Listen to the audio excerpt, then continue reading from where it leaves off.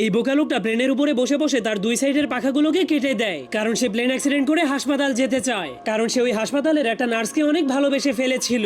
এরপর প্লেনটা ক্রাশ হলেই জলদি করে সেখানে একটা অ্যাম্বুলেন্স চলে আসে, কিন্তু একই অ্যাম্বুলেন্সের লোকেরা তো তাকে সেখানে ফেলে রেখে প্লেনটাকে নিয়ে হাসপাতালে চলে গেল। আর এই মোটা লোকটাও হাসপাতালের সেই নার্সটাকে অনেক ভালোবেসে ফেলেছিল, এই জন্য সেও অ্যাক্সিডেন্ট করে হাসপাতালে ভর্তি হওয়ার জন্য একটা ষাঁড়গরুকে লাল কাপড় দেখিয়ে রাগাতে শুরু করে দেয়। তখন ষাঁড়গরুটা তাকে বলে, মরতে চাইলে ট্রেনের সামনে গিয়ে শুয়ে পড়, 1 সেকেন্ডের মধ্যেই মরে ভূত হয়ে যাবি। কিন্তু মোটা লোকটা তার কোনো কথাই শুনছিল না, কারণ সে শুধুমাত্র অ্যাক্সিডেন্ট হয়ে হাসপাতালে যেতে চাইছিল। তখন ষাঁড়গরুটা তাকে মারার জন্য ফুল স্পিডের সামনে আগাচ্ছিল, আর সেই লোকটা কোনো ভয় না পেয়ে গোতা খাওয়ার জন্য সোজা হয়ে দাঁড়িয়েছিল। কিন্তু তখনই হঠাৎ করে ষাঁড়গরুটা কিছু দেখতে পেয়ে অনেক কষ্ট করে ব্রেক মেরে দেয়, যার ফলে সে ধীরে ধীরে মোটা লোকটার কাছে পৌঁছে যায়, কারণ সে পোস্টারের মধ্যে অনেক সুন্দরী একটা মেয়ে গরুর ছবি দেখেছিল, যার কারণে সে ওই মেয়ে গরুটার প্রেমে পড়ে যাওয়ার কারণে মোটা লোকটাকে গোতা না মেরেই ছেড়ে দেয়। তবুও মোটা লোকটা হার না মেনে নিজেকে অ্যাক্সিডেন্ট করার জন্য ট্রেনের রাস্তার উপরে গিয়ে পাছা উঁচু করে শুয়ে পড়ে। কিন্তু তখনই চিকন